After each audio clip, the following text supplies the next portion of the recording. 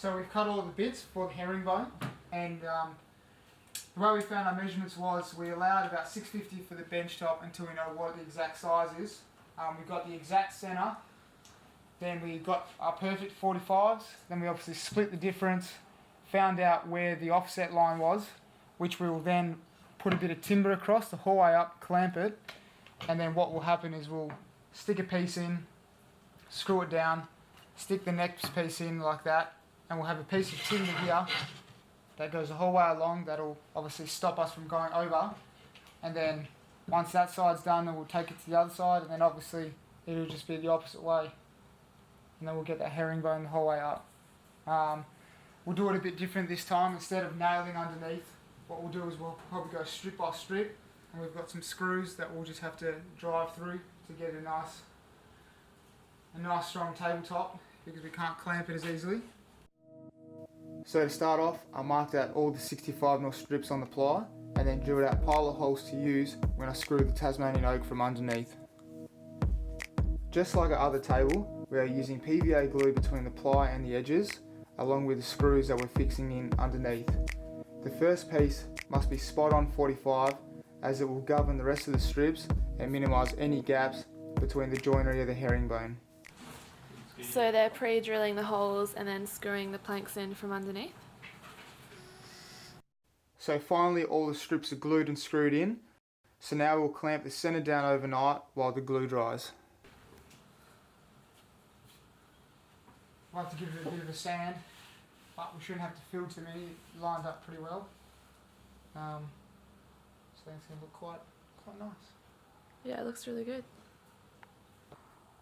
So the herringbone top I just made for the chest of drawers is dried, and I'm going to cut that one down to size and border it once I've finished the kitchen bench. So now I'm starting the kitchen bench. This one's a bit longer, but as you can see, I've got my centre line, then I've got my perfect 45s, and obviously mark that one out. There's a 22.5 gap offset, so I've marked that here, and then I'll run this straight edge all the way up, and then I'll start cutting and then laying all those ones like we did the other one, and then work the other way. So the one we did before seems to be very sturdy, a lot of strength in it. So when we cut that down, I'll use a 30 by 12 to do the edging on it, and then just cut the 45s. And then we've bought some tinted stain, so we'll give that one a shot on some test pieces, and hopefully it all works tickety-boo. And I've taken a measurement of the chest of drawers tabletop, which is there, so I know it's going to be about 565 wide. So what I've done is I've allowed now roughly pretty close to what the edge is going to be. Before I wasn't too sure what the measurement's going to be until we started building it all. So now with that edge, I'm screwing my screws that are going to be fixing it from the underside closer to the edge, whereas before I was doing them out here, so when we cut the top it won't still have the screws in it. So that's why, that's pretty much the only thing I've really changed with doing this one. Still exactly the same, drill all the holes. I bought a new Phillips bit, which is the right size, so the screws are a lot easier to put in.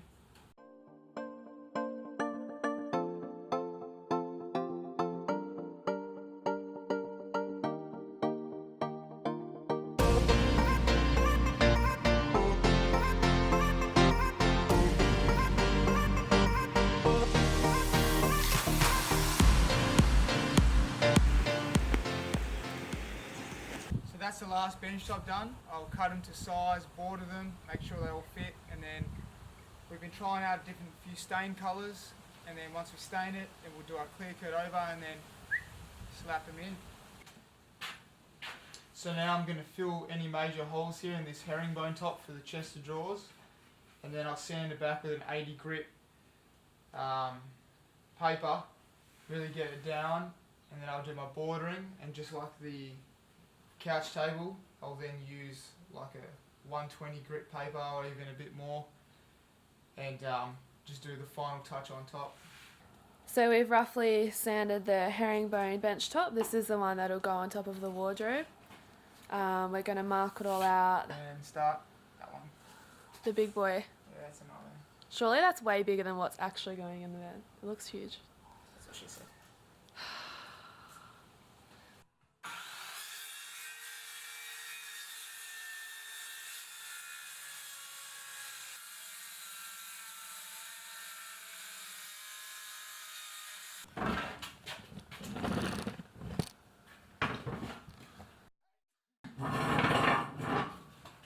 Looks so good.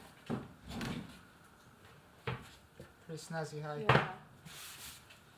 Can't wait to stain it. It's awesome. You want to fill it now? Yeah, I'll fill it now. We'll go to Bunnings. Alright. We are edging the bench tops with 30 by 12 Tasmanian oak, using PVA glue and nails to fix it. The reason we are choosing 30mm edging on a 24mm thick bench top is to make the top seam thicker without adding all that extra weight. We've just knocked some stuff and we're going to sand back this herringbone table again, bit of fill, and then we'll stain it tomorrow. And Lisa is rescuing a bee. Come on. It doesn't want to go on. At least too small. Come on. You can do it. Yeah. Oh. Saving you.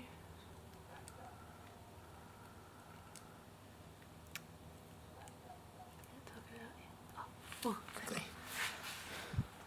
Maybe put it out in the bush somewhere safe.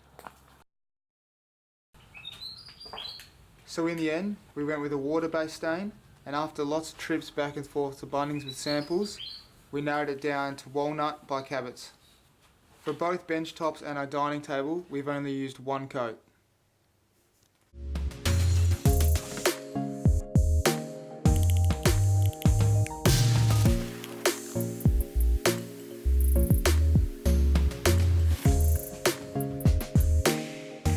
So I've done the first coat of clear and sanded it back on this table. I just wanted to put it in place because I liked it so much. So it looks a bit dirty, but that's because I've just sanded it. But that's the first herringbone top. And that'll be exactly the same on this side. Same way running, except we're going to have obviously the sink cut in here. And the gas cooktop there. Usually what I was doing was sanding it all down, filling it, sanding it all down first, then cutting it, bordering it and giving it a final sand. But with this one here, because it's so long, I don't want to waste lots of time obviously sanding and filling where the sink and cooktop are going to be. So what we're doing is we'll mark the dead center between these So what we're doing is marking the dead centre between these herringbone pieces where they meet up, and then I'll set the distance up here that I want and align it where I want, and I'm just going to drill 2 pilot holes through and then flip it, mark my centres, and then I'll work underneath like I've been doing with the other tables. I find that's probably the easiest way, I think, but that's the way we do it. So. And then we've got to cut out the sink and stovetop holes as well. And then once we do those holes, then from there we can determine where we need to fill and sand. Yeah. There's just so much sanding to do, and I don't like it.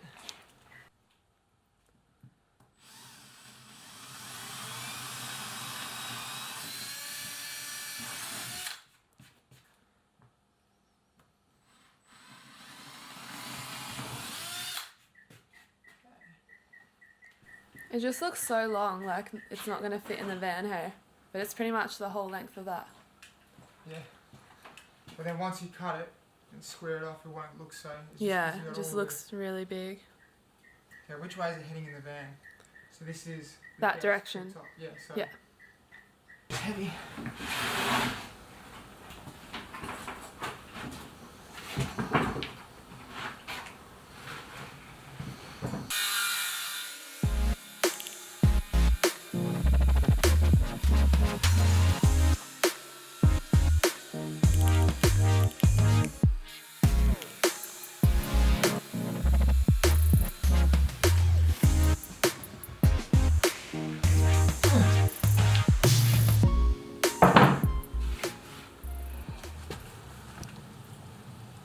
could. Do you reckon it could kick out a little bit? Like. What do you mean come this way for yeah. mill? What do you reckon that'll fit? It's hard to know because when you go, if it doesn't start to fit, you just chamfer because this is not square, this edge. Yeah. It is like that. And then this, yeah. Oh, let's go for it.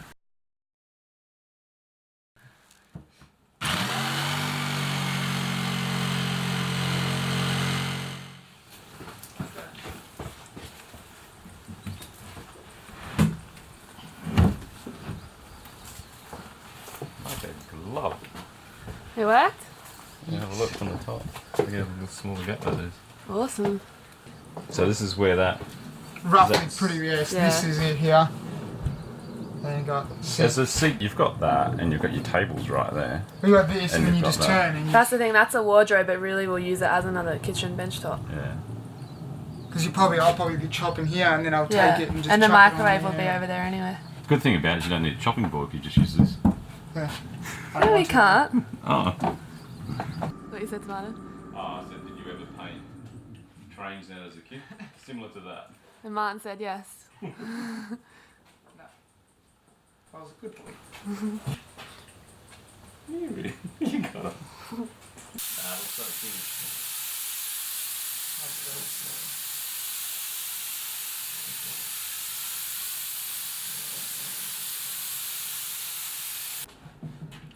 Alright, so we're just cutting out the hole for the sink. We measured twice. Hope it all goes well. And cutting once. Okay, I'm nervous. Me too.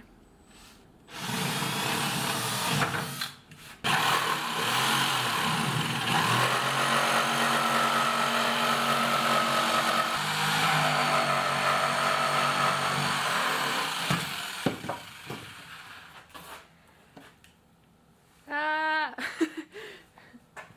Scary. It's a big hole. Alright, see if it hits.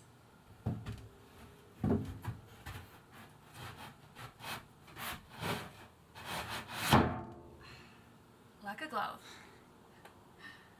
Thank goodness. It's a pretty big sink. Yeah. I'll just get it cooked up. Cool.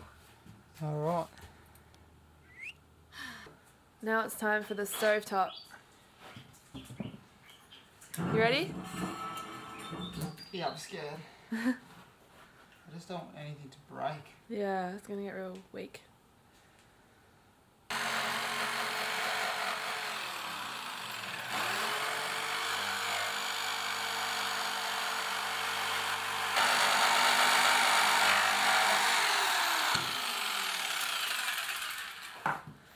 Dun dun dun.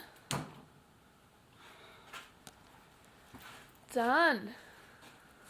Ooh, cute little chopping board.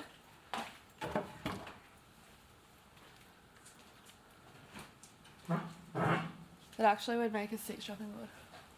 I know, right? Yeah, we might have to film this again. It might not fit.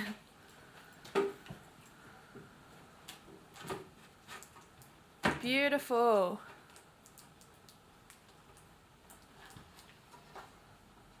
Like a glove. Like a glove. Awesome. Measure twice, cut once. Measure 6 times, cut once. Right. Little splashback as well when you open it. Yeah. Then we just need to stain it. Oh, that's sick.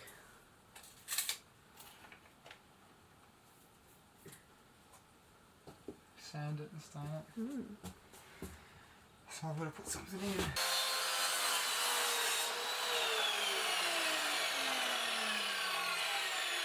It's 40 degrees today. It's so hot. I can't cope with the heat. I've already changed shirts.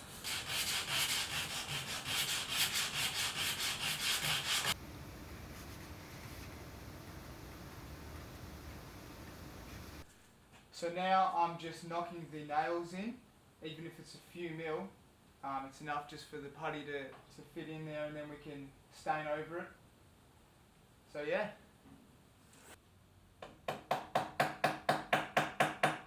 So what we had to do, probably the trickiest part, was to notch around part of the van here where the sliding door meets the van. So we had to copy the angle, and then I've used a jigsaw to cut on an angle, and I've just notched it out, and then this obviously follows the same angle. If I didn't cut this on a 45, then there would have been a huge hole here, which you'll see later. So this makes it look nice and snug and tight. Nothing can fall down the back of it. Now, and I'm going to run a bead of silicone around the whole splashback of it anyway, Yeah. but it just looks better anyhow. Cool, let's stain. Alrighty.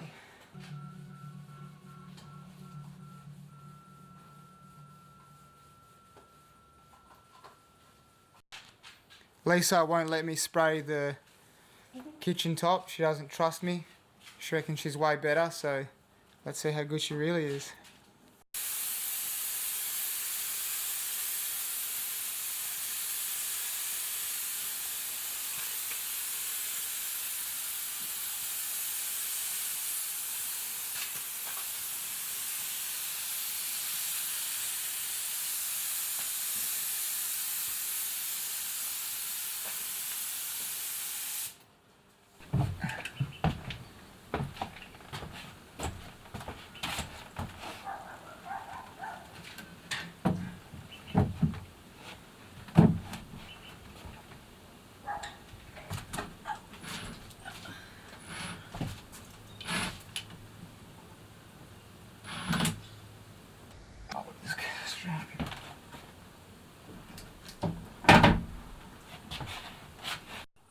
So this is this weird angle I had to do here against the outside of the door. The kitchen 2-burner stovetop's in, so that's in, and then the sink's in as well. I just put some weight in it overnight, so it'd really push down. So that's that, your sink. Cooktop, I've still got to put a mixer back there and then obviously do this splashback. And then as you can see here, I notched it around.